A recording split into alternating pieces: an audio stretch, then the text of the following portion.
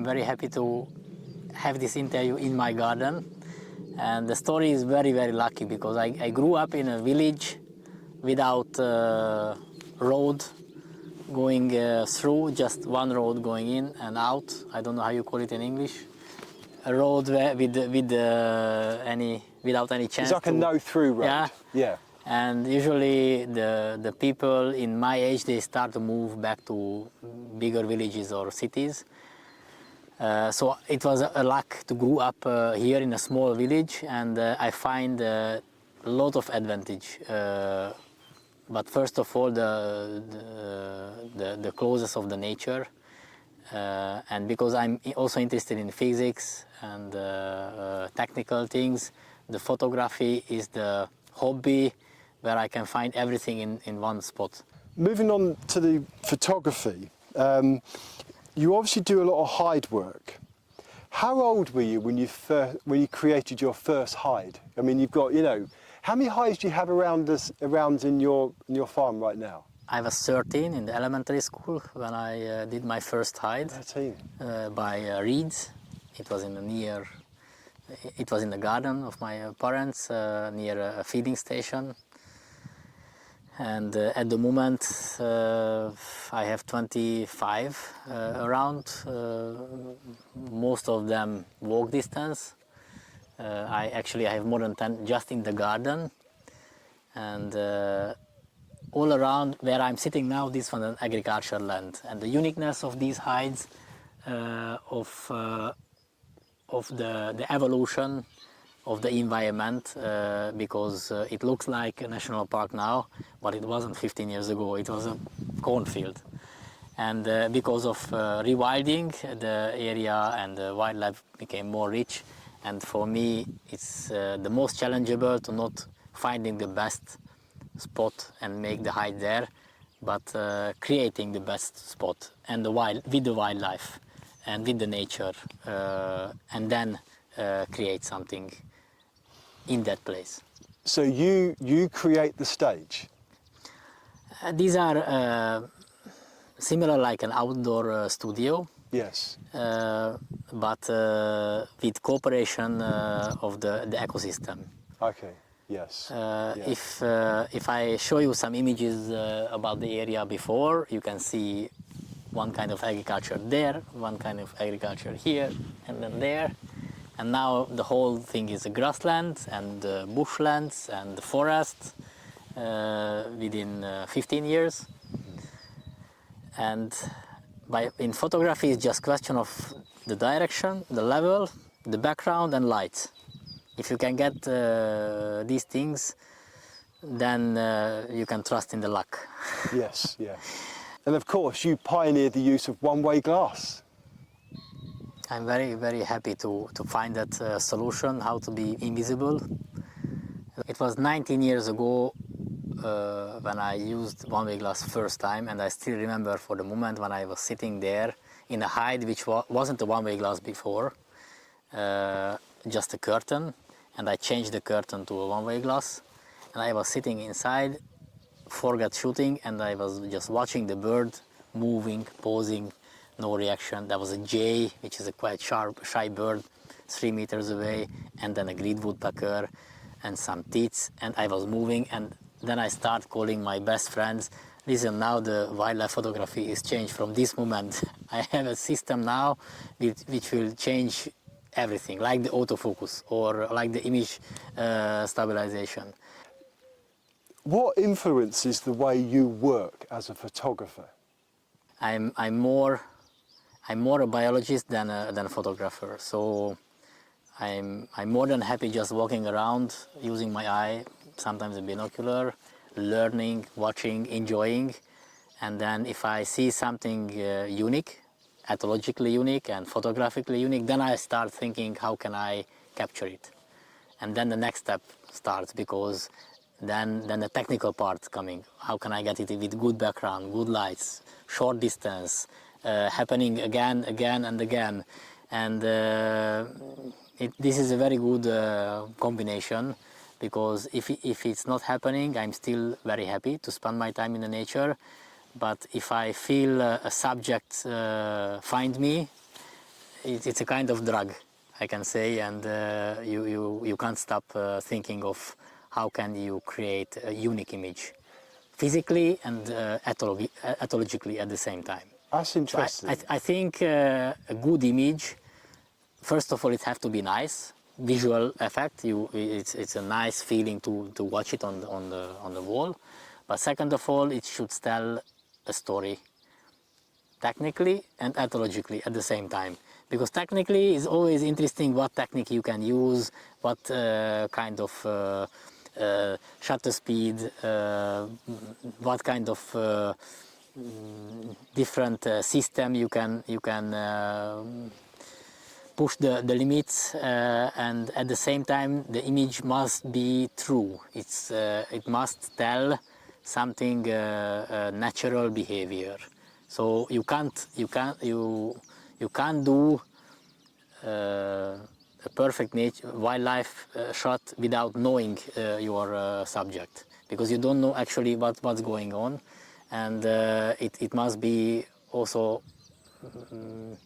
100% correct with ethologic way.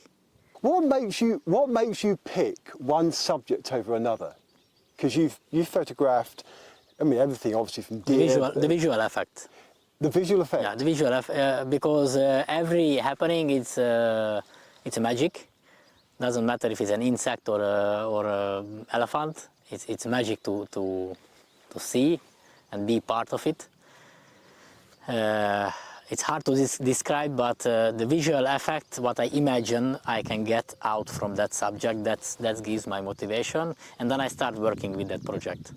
And if I feel I have more than a 1% chance to get the image, or something like the image I was thinking of, then I start pushing it for weeks and months and years.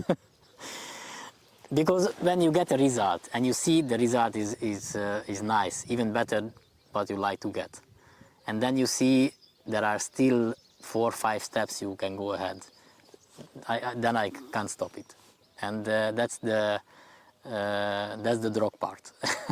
Yes. Why is addicted? I'm an action photographer. Yes. Yeah, the reason. The impulse of the image is much more than with the landscape or with the flower or with macro. Okay, you can find some action in macro photography as well, but what I really like, if I cannot control anything on the image, I can motivate the nature to do something I like, but I can't control. And this is a very good game, because the nature always have to behave by itself without pushing. So you can play with it. You can you can ask a question and they can give an answer, or you can give an answer and they can ask a question.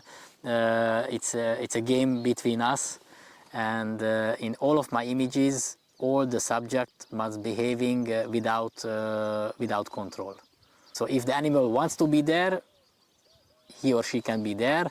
If they don't want to be there, they can leave. They must live freely, and is the question of me, if I can motivate them to be there in the place where I like them to be, in the same time, and doing what I'm hoping for. What do you mean motivate them to be there? Creating situations what they like to use. For example, putting out a nest box in a good place, where it's photographically good. And when the rollers are coming back from Africa, they say, oh, it's a good box, they start using it.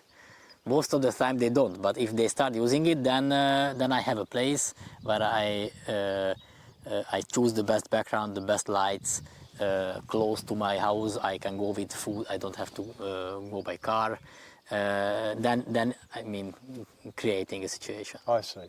Or creating a situation here when we create the grassland, and we're rewilding here and do the ground squirrel project. And when the population start to be strong enough, the next step was thinking of how to take some image of them. Yeah. The image you can see here is a ground squirrel eating a dadelin. I saw this action in the first year of the rewilding project, and then in that moment I knew I'm going to have that. I going to take that image. I don't know how, but that was a ground squirrel running to a dadelin, start eating it, and some piece of the flower start flying in the air. I said, that's the moment. And then in the next year, I spent more time with that, try to find different spots of the garden where I can find a good background and the dadelin at the same time. The biggest challenge was getting the flying parts, because you need wind, and the wind from the right direction. And I get hundreds of images, but without result, because the flower was just falling down. Yeah. So then I start spotting the best dadelins, and then I put 2 fans on one side and the other side. And the 2 fans, small computer fans, was cabled to the hide with a small battery, and when the ground squirrel was coming from this direction, then I put this fan on, make artificial wind. If they were coming from the other direction, I put the other fans on. And you have to be very fast, because at the you have to focus on the camera at the same time, plus the fan, plus not moving too much. It was a good game, so I was creating this situation. First I saw it naturally, but after, let's say, 2 weeks trying, I gave it up. I don't want to wait for the dadelin in the good time, plus the ground squirrel, plus the wind from the good direction. So actually I create the wind. Amazing. This is how I got the image it was in my brain. But still the ground squirrel was behaving by itself. What do you find most satisfying about your photography?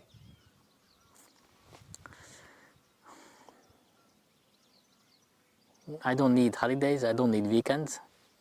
And that's the best part of it. My hobby and my job is the same, and I can't wish more. And at the beginning, it was very interesting to win any competition or making exhibitions, making interviews. Now I much more slow down. I still a heavy competitor, and I'm sending a lot of images to many competitions, but not with the same hope. Yeah. Now it's more like a game, and I'm not doing it for win as much as I can. I'm doing it for publishing images. I would be very happy just taking the images and putting in the cupboard, but because that's the most interesting part of the job, to make the image done. But if you don't publish it, then you lose the chance to getting the attention of the people for wildlife. Have you got any favourite images? Always, the favorite one is always what I'm actually working with, and usually it takes years. All of my subjects in the previous 10-15 years were longer project than just weeks, usually months or years.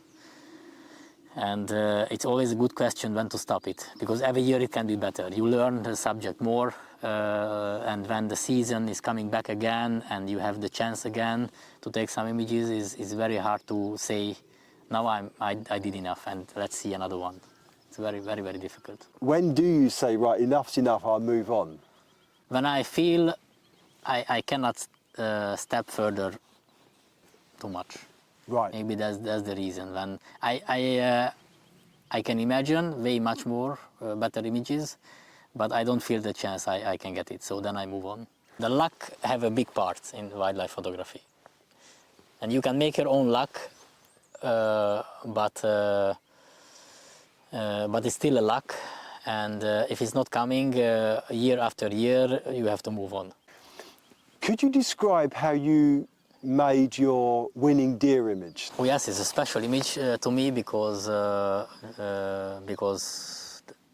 is a lot of background story and a lot of job behind. I love shooting at night. It's very special because no lights, or actually there are lights from stars and the reflection on the moon, and northern lights and lightning, but it's dark, and usually you need artificial light or long shutter speed. This image was taken close to 10 years from now, and the shutter speed was quite long. The animals are moving the whole time, and I took minimum 30,000 image before getting some luck. There was an automatic. It's not nice to see, but I was not in the location. It's not automatic because I have to make all the setups, and I can shoot from far. But still, I was not at the place when the image was taken because of the smell. We tried at the beginning, but there was no chance. When the deers smell you, it's a hunting area, and they are very shy. These follow deers. So I put down a remote system with a waterproof house, and in the first 1 month we didn't get any good result. First of all, there were no deers, and then when we get the deers, then we get the moon, so we couldn't see the stars again. And there was some evening when all the flash system was broken because of running out of power. And then I saw I had to change the concept, because those images without artificial light were still interesting, just the shades and the movings. So I started not using flash, just the natural light. I don't exactly remember, but something like between 30 and 40 second shutter speed. And the movement of the deers made the composition. Therefore, 99.9% of the images were useless. But luckily the analog time is over, and with digital it's much more easy. Every night I went, download the images, check what was the result, change some settings next day, and after 2 months I get some result with wild boars and deers as well. When you open and the camera box, and you saw that small screen, and you see some shade, you say, okay, the deers are there, and you see the stars, okay, it's sharp, but actually in that moment you don't see the exact composition. You need to sit in a dark room, open it in Photoshop, and see what details you can get, what is in the raw file. And this is the other advantage of the digital world. You can be happy twice. Once when you get the image, and once when you open the raw file and you see what is inside. Because the raw file it's a very flat something without colors, and Photoshop can helping a lot to get back the reality, to make it more natural. And then when you start playing with digitally with Photoshop, how you can get the stars back, and still the deers are there, is still physically a true image, but it's much different than the original flat gray file without any color. Do you generally try to minimize the amount of processing you do? Or, I mean, I assume you don't do any cloning or anything like that? Oh no, when I published my first book, I had some images with double exposure. But when I start writing the stories, then I decide no double exposure, no stitching images, nothing, because the easiest way for me in the communication, if I say zero tolerance, like if you drive or drink, because if you say, okay, you can drink 1 beer, then you drink 3 or 4 or 5, and then which number is too much? Then I say zero tolerance, and I'm using the Photoshop to get the right colors, the right sharpness, and as noiseless as possible. So it's just technical solution, not adding, cloning, cleaning. Sensor dust I clean, for example, but this is what I, in every image, even if I publish it or send it to competitions or not, every image which coming out from the computer, it must be true and original, without manipulating anything. What's important to you about photography? I start using my camera only if I feel the chance to take some spectacular images. I never walk in the forest with a camera in my hand and hoping to see something interesting, because then I use my binocular and then I try to remember and save the image in my brain. So maybe number one thing is that to feel the chance if I can get a spectacular image for myself, because it's a subjective job. So what I like, not everybody have to like. What do you have to see? I'm looking for usually an action, animal behavior, a behavior which have a story, but not by 20 images, only one image. I'm always looking at one image. I try to shoot stories, but it's not me. Because when you have a collection of images of the same subject, usually one is better than the other photographically. And I don't like to take 10 images which is selling the really best one. The best image have to sell by itself. And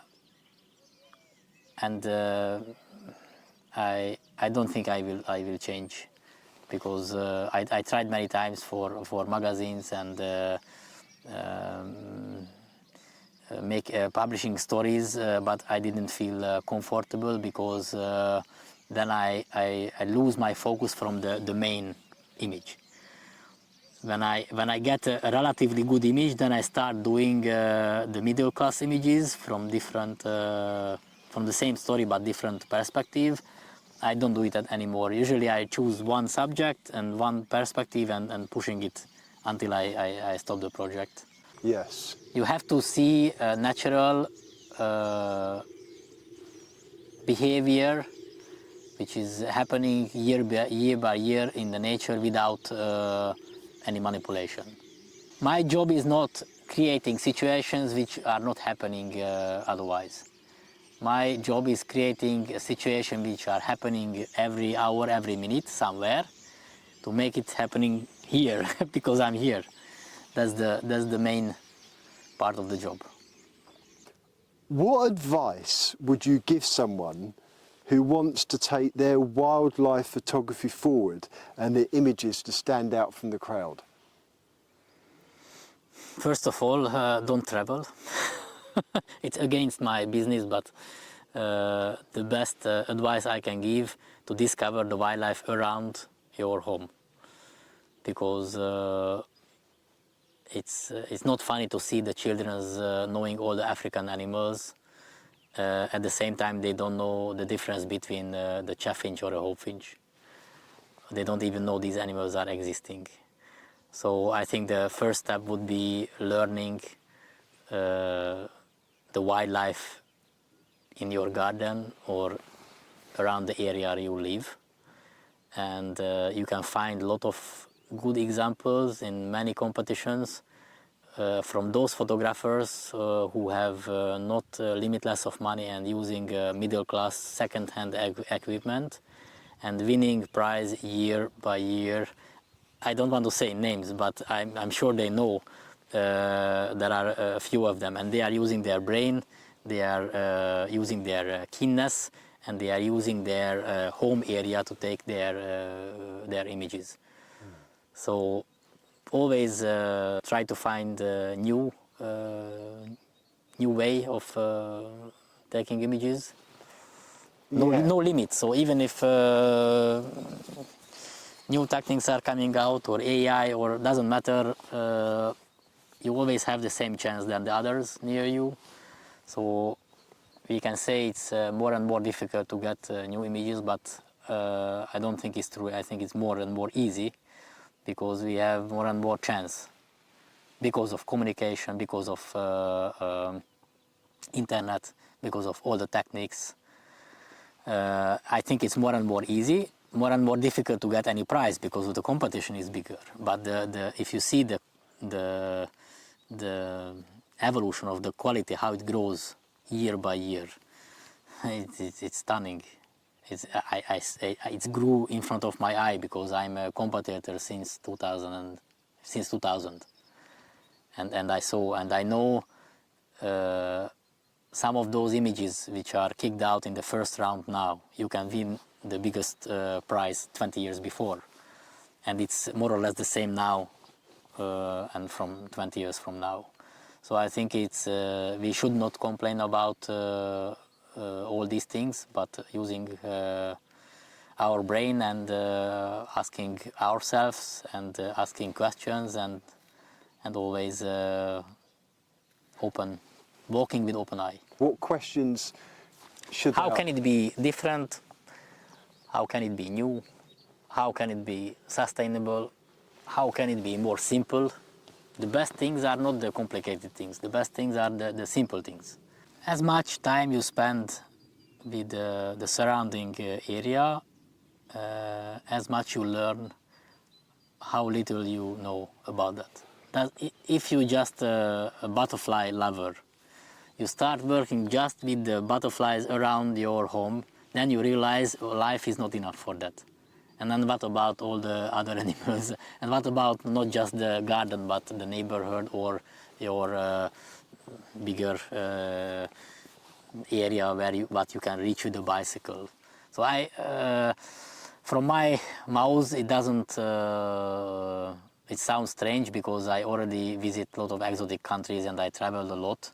But after traveling so much, then I realize this is not the only solution to create the best images. It's more coming from inside.